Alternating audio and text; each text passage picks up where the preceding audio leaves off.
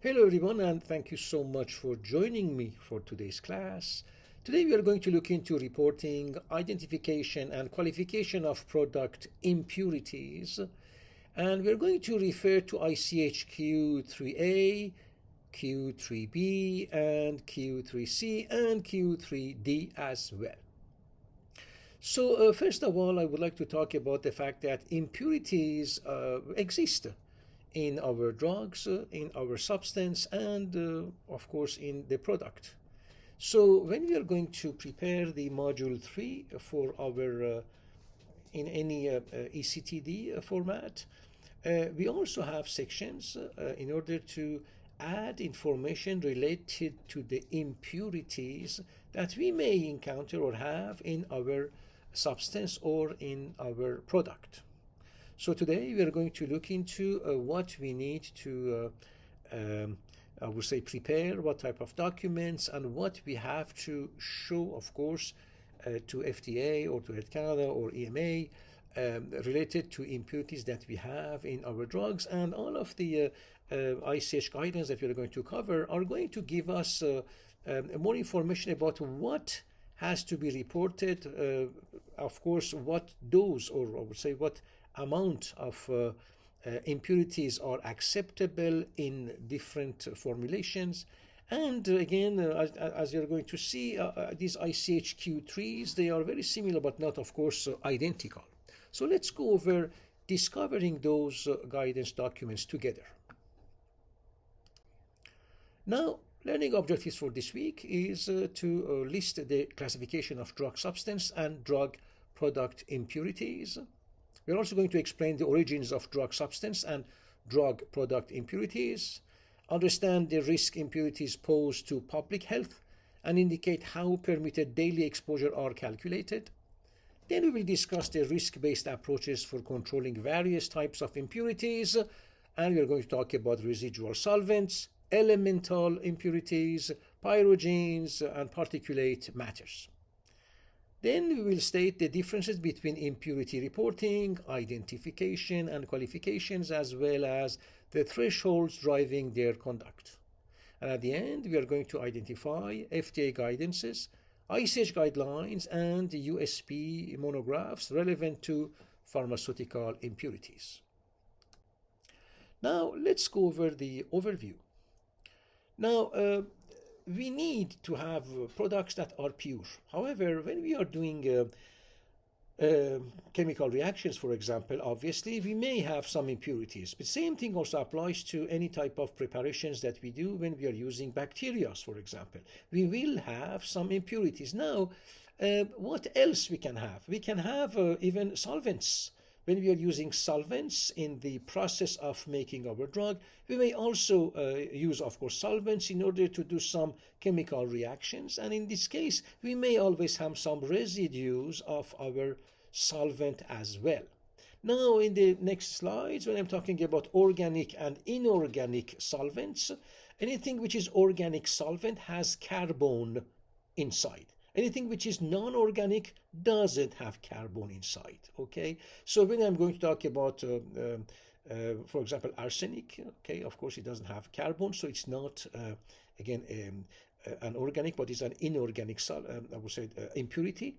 But it's not just the only one. We're going to look into several elements, of course, that are also considered as again, impurities, and obviously we know that we need it, and that's why we have classifications of impurities, as well as what would be the maximum amount of the impurity that may be present in our drug preparations, so that we are not going to harm the population. And this is why we are looking into ICH guidelines as well. So let's talk about the purity and drug development. So impurity is defined as any substance coexisting with the original drug due to side reactions. Now, impurities can be of three types. They may be chemical or from the synthetic route itself.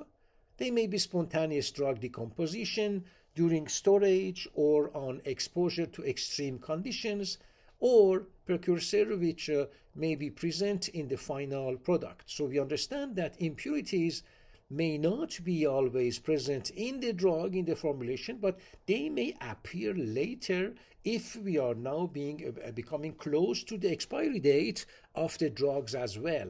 This is why it's important that we always also look into the stability studies when we are talking about a drug, and the shelf life or expiry date, I would say, is also extremely important, because when we have impurities, we have to know exactly what would be the, for example, the amount of the impurity after some time, or looking into what those impurities may do, if there's any harm that may be done to our patient population. So impurities present in excess of 0.1% should be identified and quantified. This is what we see in all of the guidelines. Now, it's important to know the impurity structure, to know the reactions. Now, impurities impact not only safety, but also development time if not addressed earlier. Now, since impurities can potentially exhibit pharmacological activities, there are reporting, identification, and qualification thresholds set forth by ICH guidelines. That's why we're going to look into 4 ICH guidelines, as well as, of course, FDA regulations today. Now, these are the ICH guidelines on impurities. So I'm inviting you to, of course, if you would like to have more supplemental reading, to go to the ich.org website. Go on the top right side of the website, and then you're going to click on Q, the section Q, which is standing for quality. When you go to the Q section website, you will be able to see the list of ICH-Qs. So you will be able to read, for example, ICH-Q3A, B, C, or D. If you see the between parentheses, again, the letter R followed by a number like R2 or R8, this means that that ICH guideline has been revised, and the number is the revision number. For example, here ICH-Q3A is revision 2, while ICH-Q3C is revision number 8. Now let's go over ICH-Q3A, which is impurities in new drug substances. Now, the purpose is to provide guidance on content and qualification of impurities in new drug substance produced by chemical synthesis and not previously registered. So this guidance is not intended to apply to new drug substance used during the clinical research stage of development.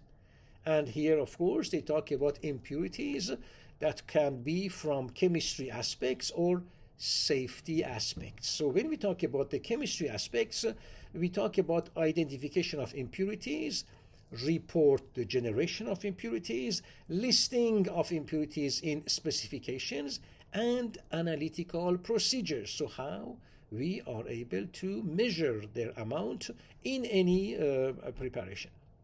And for safety aspects, we talk about qualifying impurities that were not present or were present at substantially lower level in batches of a new drug substance used in safety and clinical studies. That was for ICH-Q3A. Now, in ICH-Q3A, we talk about the classification or categorization of impurities. So what are those categories? We have organic. I already explained, it means impurities that have a carbon in their structure. We have inorganic impurities, they don't have a carbon in their structure, and we have residual solvents. Now, organic impurities can be identified or unidentified and include starting materials, byproducts, intermediates, degradation products, and reagents. Inorganic impurities can include reagents, heavy metals, and inorganic salts. And solvents are inorganic or organic liquids used as vehicle for the preparation of solutions or suspensions in the synthesis of a new drug substance. So these are the definitions of different categories of impurities. Now let's talk about organic impurities. So the applicant, when a pharmaceutical company is going to apply to register a new product, they have to also give a report in their ECTD, and the report will be, of course, in module 2 as well as in module 3. Impurities can be, of course, related to the drug substance. Here we use the abbreviations DS for drug substance. In other ICH guidelines, we're going to look into DP, initial DP, which is drug product. So we are going to look into impurities that may be and or in the drug substance or in and or in drug product. Now, what we should summarize, we must, based on the ICH guidelines, we have to also add the information related to the impurities that we could measure in our drug substance or drug product. So what we should write, we should add an actual and potential impurities, talking about the synthesis, purification, and storage of a new drug substance. So how we are going to get rid of those impurities.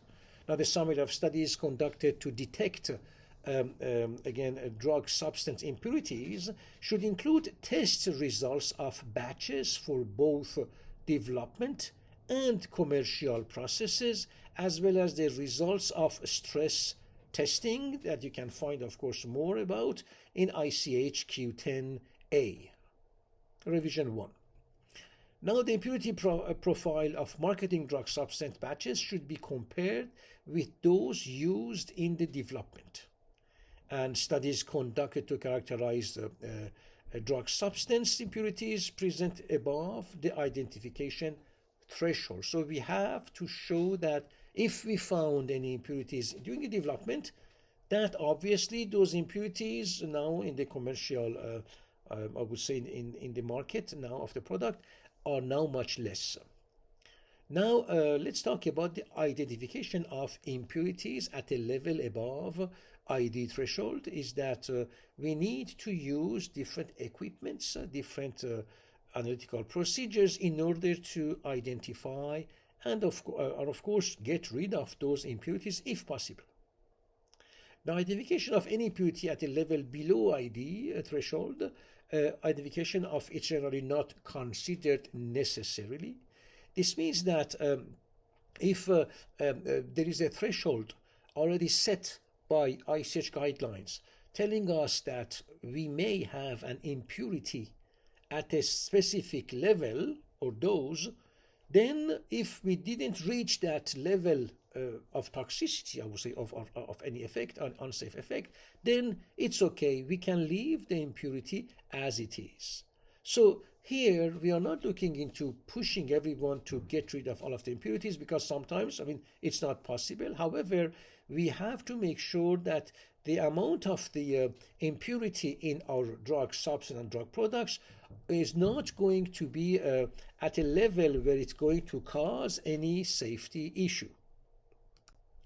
Now, talking about inorganic impurities, the same thing applies. So here we also look into inorganic impurities in our preparation, and we are going to make sure that we are not reaching the threshold already set by, in ICH guidelines, so that our product is not going to cause any safety issue for our patients. Now, we also have a list of impurities in specifications. Now, a drug substance specification should include, where applicable, the following list of impurities. And obviously, at the end of the slide, of this presentation, I'm going to show you the list of those impurities. So here, just imagine that you're going to write a report, and that report, a document that you're going to add into Module 2 or Module 3 of your ECTD. It needs to have tables, and in those tables we are going to now write the name of the identified impurity. Then we are going to, of course, write also any unidentified impurity. We may say that it is an impurity, but we don't know exactly what it is. And then any unspecified impurity with an acceptance criterion of not more than or less than the identification threshold. So in the same table, we are going to add the total number of impurities. If we find any solvent or residual solvent, we also need to add the information as well into our report. And if we have any inorganic impurities, the same thing applies.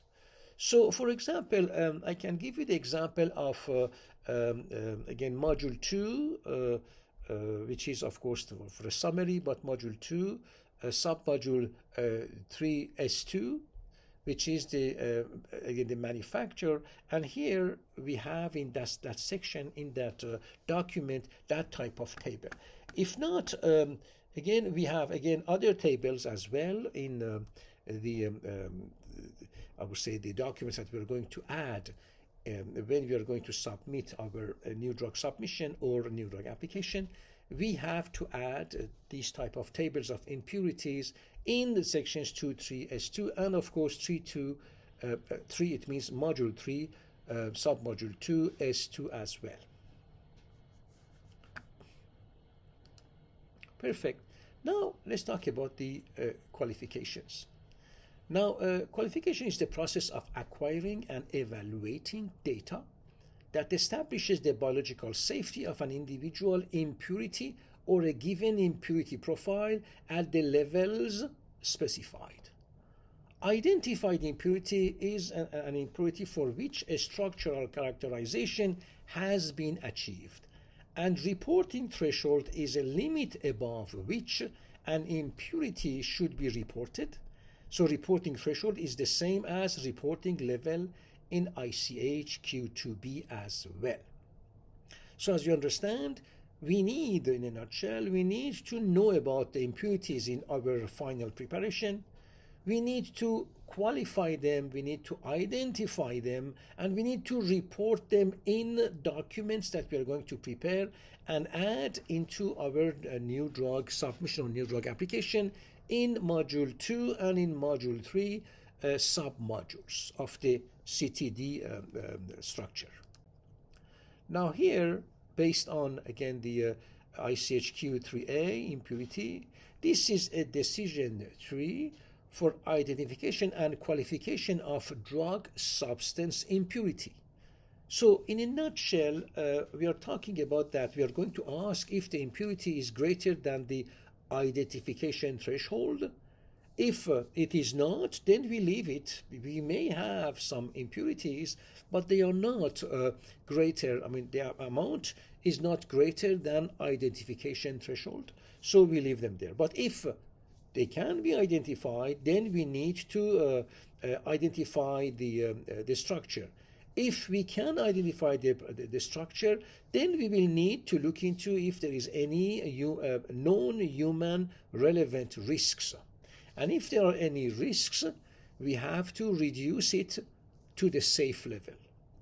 But if we know the structure and if there is no risk for the again for the humans, in this case we are just going to look into greater than qualification threshold. We question that. If this is not, then we don't do any action. We leave it there.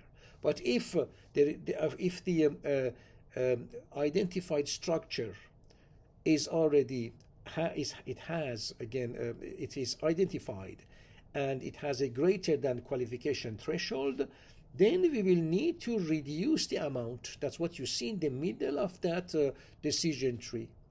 And in this case, we are now going to consider patient population and duration of use and consider conducting genotoxicity studies. We are going to look into general toxicity studies. We may also have other specific toxicity endpoints in order to see if this is clinically relevant to say that this impurity is going to cause any adverse effects. Now here, if it does cause, we have to reduce the amount of that impurity to be able to go to the market. If not, we will not go to the market. But if this is not qualified, in this case, we just leave it there. So overall, we understand that we have to try to find out the impurities. we need to assess whether or not they can harm the human population. Then we will need to reduce their amount in our products. If this is the case, in this case, we can go to the market. If we cannot, we will not be able. And again, this will be based on the identification, validation, and knowing about the effect of the impurity, each of the impurities, on the well-being of our human subjects. So now the same thing applies, the same philosophy applies to, again, other ICH guidance as well. Here we look into ICH-Q3A. Now let's go over the ICH-Q3B. This is about impurities in new drug products. The purpose of this ICH guideline is to provide recommendations for registration applications on the content and qualification of impurities in new drug products. Don't forget that Q3A was for drug substances. This ICH is exactly like the ICH-Q3A. It's similar, but this is dealing with drug product. It means drug product, which is the drug substance, in addition to excipients. So this guidance addresses only drug products impurities classified as degradation products of drug substance or reaction products of the drug substance with an excipient that you can find in the final product. Now, impurities arising from excipients present in a new drug product or extracted or leached from the container closure system are not covered by this guidance. And of course, the guidance doesn't apply to drug products used during the clinical stage of development, as well as biological products, peptides, oligonucleotides, radiopharmaceuticals, fermentational products, herbal products, and crude products of animal or plant origin. Now, the same thing applies here. Listing of impurities in specifications. So it's very similar to Q3A. Talking about the listing impurities in specifications, a drug product specification should include, where applicable, the following list of degradation products. So here, this is a requirement by this guidance document to prepare a document related to impurities of drug product, where we have to add the following information.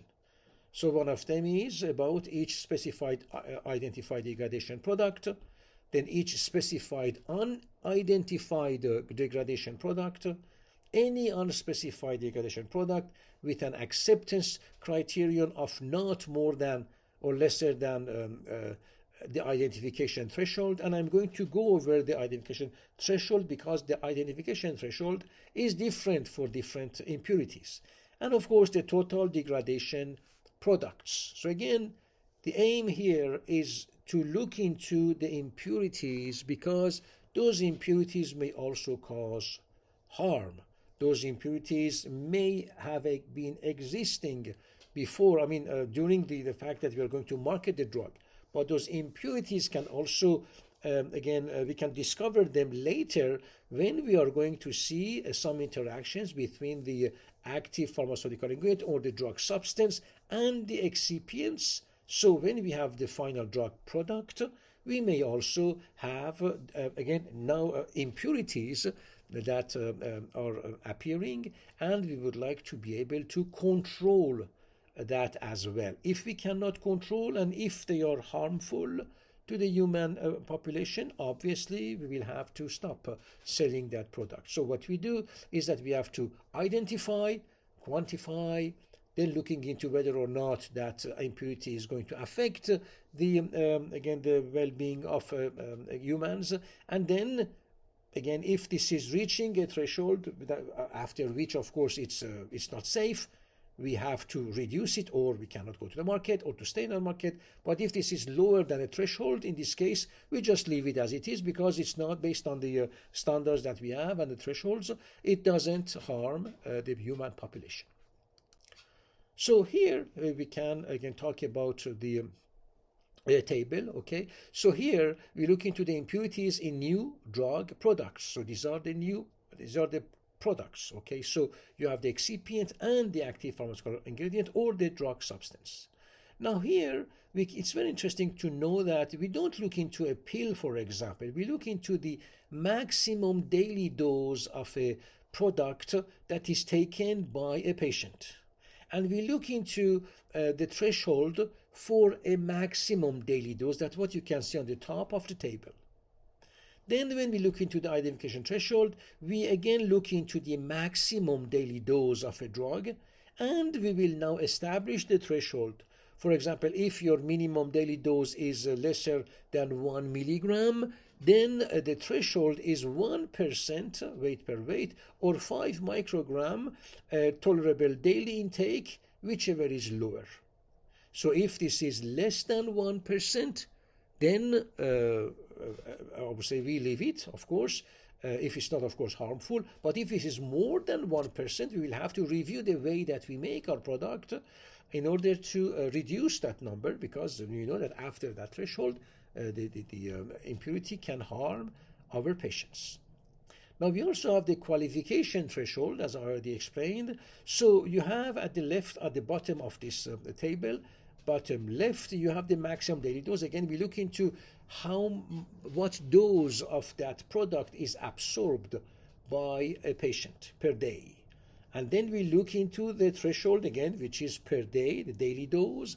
And we are again looking into the fact that, yes, if this is 1% or 50 microgram tolerable daily intake, whichever is lower, in this case, this is the threshold. Now, if we are below the threshold, this is okay. If we are above that threshold, in this case, we will need to, of course, do the necessary in order to reduce the impurities, or obviously, if it will depend on the shelf life, we can now say that based on the shelf life, if again a product, for example, is having impurities more than the threshold that's already set after 1 year of shelf life, then the expiry date for that product will be exactly 1 year, because we know that after 1 year, because of the interaction between the excipients and the drug substance, we may have impurities that may now harm the human population.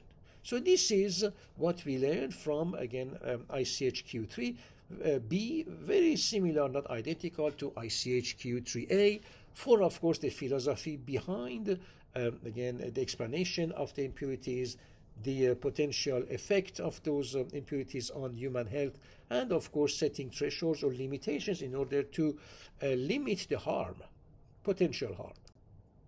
And of course, like again ICH-Q3A, we have very similar decision tree for identification and qualification of a degradation product. And again in Q3A, that was about the drug substance. Here we talk about the drug product. Now let's talk about residual solvents.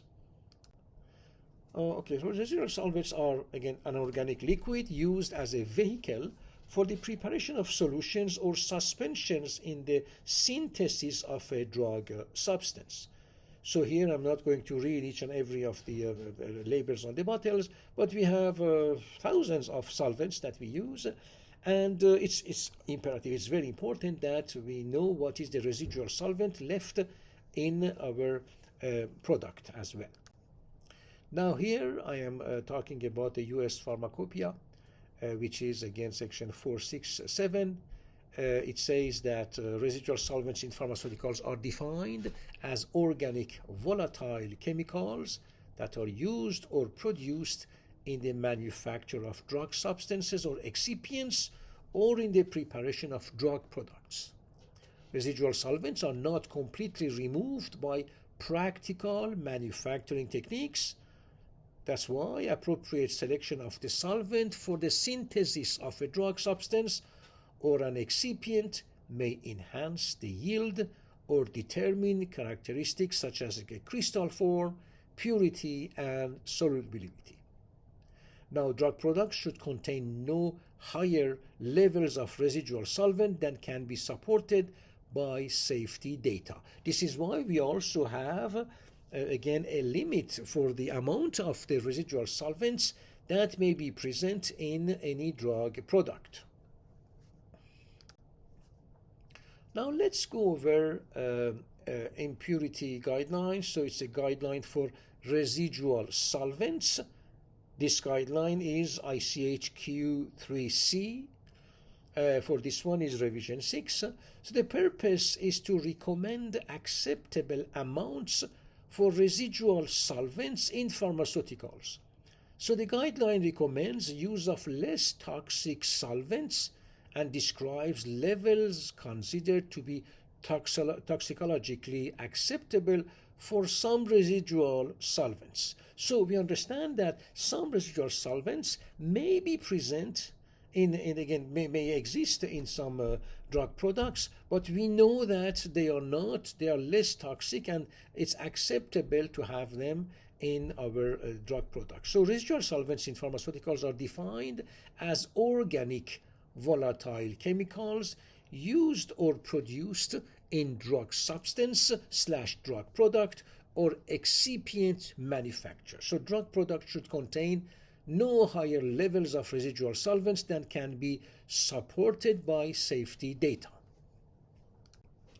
Now continuing with ICH-Q3C, talking about the guideline for residual solvents, the term tolerable daily intake, or TDI, that we are going to see in several slides in this presentation, is used by the International Program on Chemical Safety to describe exposure limits of toxic chemicals. An acceptable daily intake is used by the WHO, or World Health Organization, and other national and international health authorities and institutes. So we will see these two abbreviations, TDI for tolerable daily intake and ADI, or acceptable daily intake. So if the applicable daily intake has a threshold, and if, for example, the amount of the solvents is lower than the threshold, then it's acceptable to take that drug. If it's higher than that, then we cannot use a drug. We have to find ways to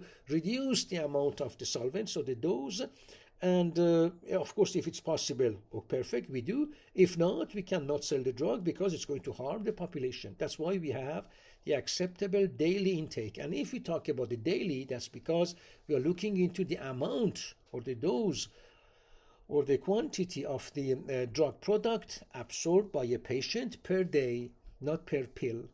Now the term permitted daily exposure, or PDE, now is defined as a pharmaceutically acceptable intake of residual solvents, to avoid confusion of differing values of acceptable daily intake of the same substance. So when we are now going to see in the next slide PDE is the permitted daily exposure, so it's per day, and exposure to the drug product that may contain some residual solvent. Now, residual solvents assessed in the guideline were evaluated for their possible risk to human health and placed into one of three classes. So let's go and see what are those three classes of residual solvents as described by ICH-Q3C.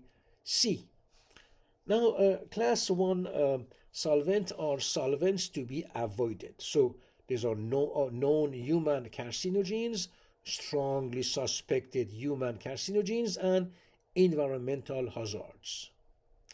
Class 2, these are solvents to be limited, so non-genotoxic animal carcinogens or possible causative agents of other irreversible toxicity, such as neurotoxicity or teratogenicity.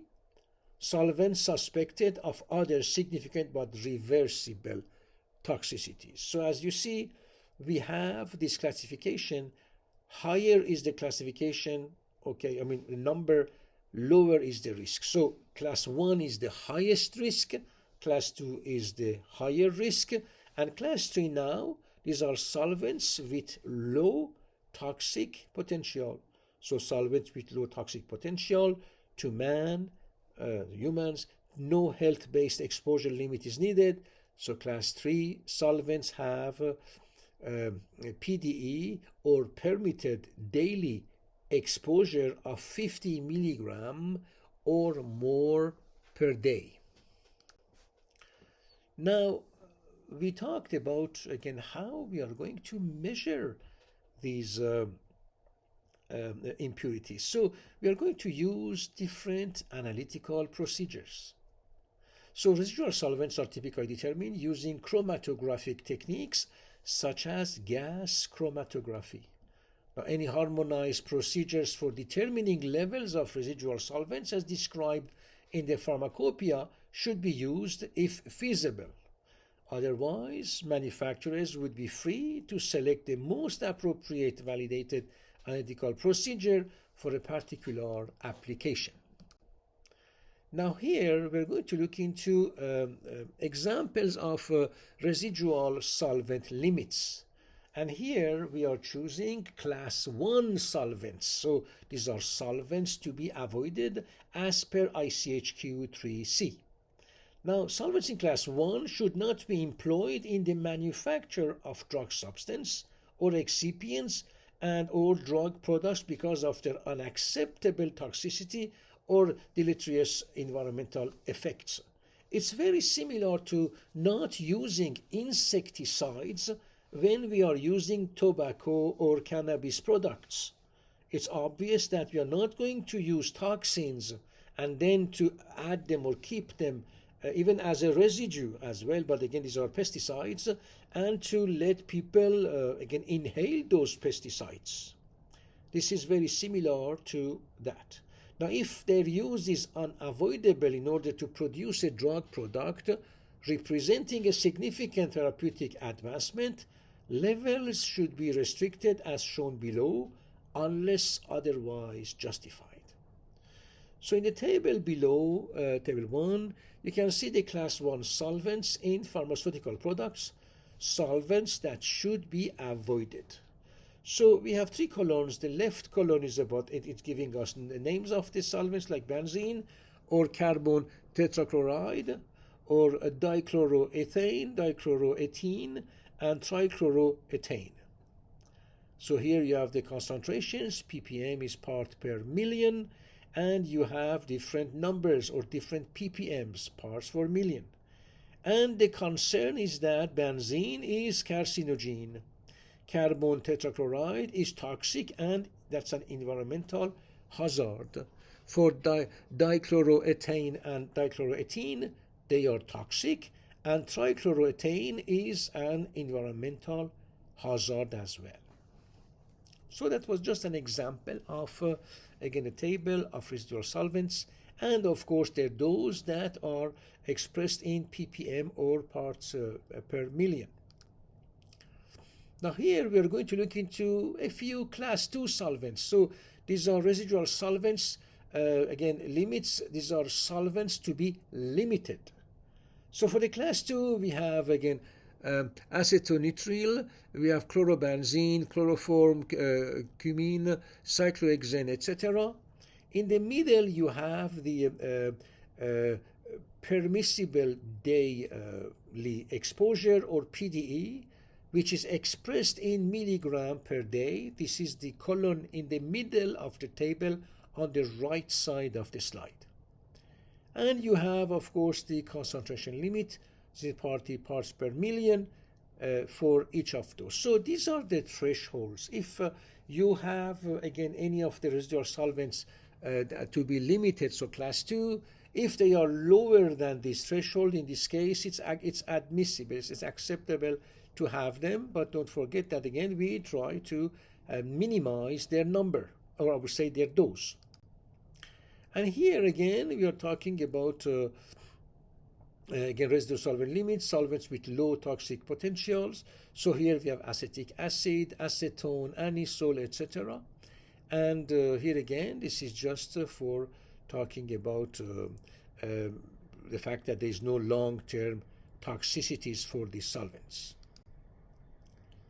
Now here, let's go over the solvents with no adequate toxicological data. Okay, so here we have diethoxypropane, we have dimethoxymethane, for example.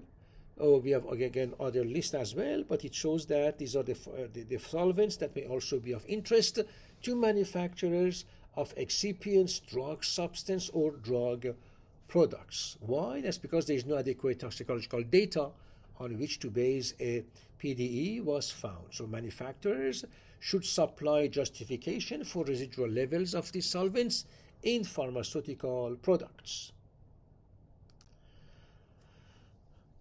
What are the elemental impurities? Let's go over ICH-Q3D related to elemental impurities. So elemental impurities may arise from several sources. They may be residual catalysts that were added intentionally in synthesis or may be present as impurities, and of course all by being present in components of the drug. Now, since elemental impurities do not provide any therapeutic benefit to the patient, their levels in drug products should be controlled within acceptable limits. Again, you see, we're always looking into different categories of impurities, and we are talking about limiting their presence in the final drug product. So since elemental impurities do not provide any therapeutic benefit, as I told you, their level should be controlled within acceptable limits, but there are three parts of these guidelines. So we talk about evaluation of toxicity data for potential elemental impurities. We have establishment of PDE for each element of concern, and we have the risk-based approach to control elemental impurities. Now, drug products containing purified proteins and polypeptides, their derivatives and products of which they are components, are within the scope of these guidelines, ICH-Q3D. And of course, here, this is within the scope of the drug products containing synthetically produced polypeptides, polynucleotides, and oligosaccharides. Now let's go over the different elements of impurities in the drug substance. So here, the sources of the elemental impurities in drug substance are the following. We have metal catalysts during the manufacturing or chemical reactions, manufacturing of the production of the product, manufacturing equipments. The use of them also can contribute into having these elemental impurities. We can also have processing aids, inorganic reagents, organic materials, water, solvents, or primary container closure that will all contribute into having elemental impurities. Now let's talk about different classes. We talk about class 1, which is including arsenic, cadmium, mercury, and lead, which are human toxicants that have limited or no use in pharmaceutical manufacturing. Now, their presence in drug products typically comes from commonly used materials like mined excipients. Due to their unique nature, these elements should be evaluated during risk assessment across all potential sources of elemental impurities and routes of administration. I'm going to show you in another slide, in the next few slides, again, a table with the acceptable doses. I would say it should be extremely low, obviously, but we're going to go over that as well. Now, the risk assessment outcome will determine those components that may require additional controls, which may in some cases include testing for class 1 elements. Now, let's talk about class 2. These elements are generally considered as route-dependent human toxicants. So these elements are further divided into two subclasses, 2A and 2B, based on the likelihood of occurrence in the drug product. Class 2A have relatively high probability of occurrence in the drug product. For class B, they have a reduced probability of occurrence in the drug product as well. Now, class 2A, they should be evaluated in the risk assessment across all potential sources of elemental impurities and routes of administration. However, for Class 2B, they can be excluded from risk assessment unless they are intentionally used in the manufacture. So here we can talk about platinum, about rhodium, about ruthenium, selenium, and thallium. So we can also have silver, gold, iridium, osmium, palladium as well. Now, related to Class 3, these elements are elemental impurities, and they have relatively low toxicity by the oral route of administration. Of course, they have, in this case, they have a high PDE, generally more than 500 microgram per day, but could warrant consideration in the risk assessment for inhalation and parenteral routes. Now, for oral route of administration, unless these elements are intentionally used in manufacture, they do not need to be considered during risk assessment. Now, for parenteral, it means intra-abdominal, and inhalation products, the potential for inclusion of these elemental impurities should be evaluated during risk assessment unless the route-specific PDE is above 500 microgram per day. So you see again, first of all, we have these guidance documents, and they became, of course, regulations in many countries. We have to validate, we have to identify and then validate the impurities. Then we have to limit their presence. But since for some we cannot limit their presence, obviously we are looking into the threshold and the likelihood that at some threshold they are going to cause harm to human subjects or humans. So in this case, we are going to now ask for companies to avoid using some of those solvents, for example, that become, again, impurities. Here we talk about elemental impurities where their origin is not just, again, a chemical reaction, but as we already saw, it may be from different sources. But we see that now, since they are not causing that too much harm, the higher dose of their presence can also be theoretically acceptable, but we also always look into what the dose or how much of a drug or a drug product is being used per day. That's why we always talk about daily uses. So elements in the Class 3 include barium, chromium, copper, lithium, molybdenum, antimony, and tin. Let's talk about the risk assessment and control of elemental impurities as per ICH-Q3D. In the case of elemental impurities, risk assessment is focused on assessing levels of elemental impurities in a drug product in relation to the PDEs presented in this guidance. Now, information for the risk assessment includes but is not limited to data generated by the applicant, information supplied by drug substance and or excipient manufacturer, and or data available in the published literature. And here you can, for example, go to PubChem. Now, the risk assessment process can be described in 3 steps. One is to identify known and potential source of elemental impurities. Second is to evaluate the presence of a particular elemental impurity in the drug product. And the third one is to summarize and document the risk assessment, identify if controls built into the process are sufficient, or identify additional control to be considered to limit elemental impurities in the drug product. Now, what are the potential sources of elemental impurities? As I already mentioned, they can result from elements intentionally added, like catalysts in the chemical reactions, in the formation of drug substance, in excipients, or other drug product components. So the risk assessment of the drug substance should address the potential for inclusion of elemental impurities in the drug product. But they can also be non-intentionally added and are potentially present in the drug substance, water, or excipients used in the preparation of drug products. We also talked about the equipments as well, or containers as well, that may also contribute into adding some elemental impurities. Now, what is the risk assessment in ICH-Q3D?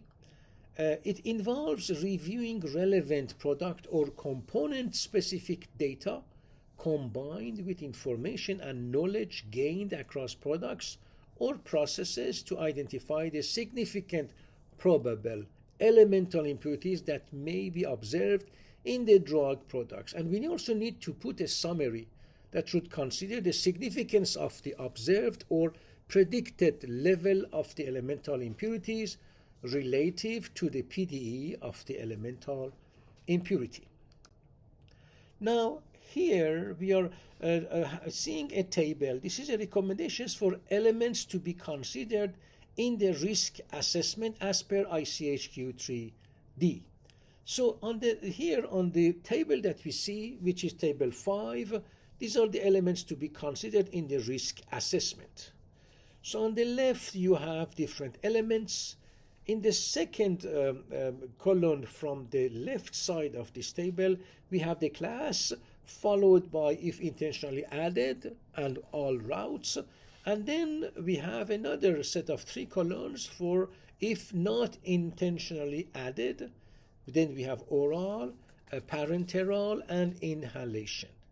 And here we are going to see if we need to add recommendations related to these elemental impurities in the risk assessment. So a table can be applied to all sources of elemental impurities in the drug product. So if we have these elements, of course, we will need to address them in the risk assessment process and to, again, talk about even their level as well present in the risk assessment document. Now, talking about the control of elemental impurities. Control of elemental impurities is one part of the overall control strategy for a drug product that assures that elemental impurities do not exceed the PDEs. So not, again, the intake every day. Now, periodic testing may be applied to elemental impurities according to the principles described in ICH-Q3A.